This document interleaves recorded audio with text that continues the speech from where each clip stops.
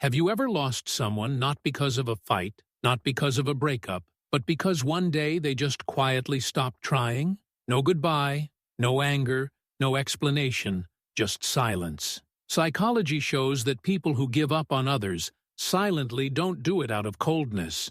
They do it out of hurt. They are the ones who loved the loudest in the beginning, but left without a sound in the end, because they finally accepted a truth that broke them long before they walked away. The relationship was hurting them more than it was healing them. These people don't leave on the first disappointment. In fact, they forgive more than they should, stay longer than they deserve to, and try harder than most people ever notice. They give chance after chance, warning after warning in soft ways, subtle ways, hoping someone will finally understand the pain behind their patience. But psychologists say there is a moment, a quiet, internal breaking point, where their heart becomes tired, not angry, just tired. It happens when they realize they are begging for the bare minimum, when their effort becomes one-sided, when their presence stops being valued. The silent lever doesn't explode. They withdraw, piece by piece,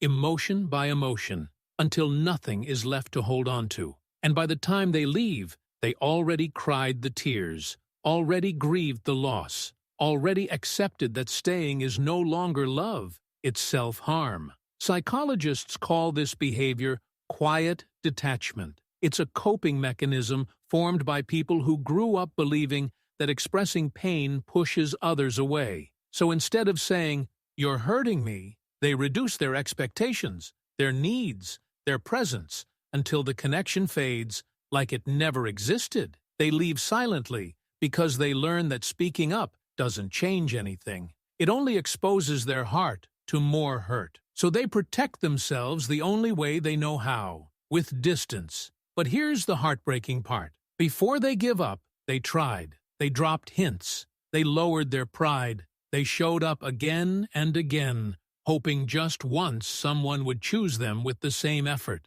When they walk away, they don't hate you. They just finally choose themselves. And it took them everything to do that. If you've ever been the one who gives up silently, it's not because you don't care. It's because you cared alone. You reached a point where loving someone else meant abandoning yourself, and you weren't willing to lose yourself again. Here's the truth most people never understand. Silent leavers don't want people to chase them. They wanted people to notice them before they ever thought of leaving.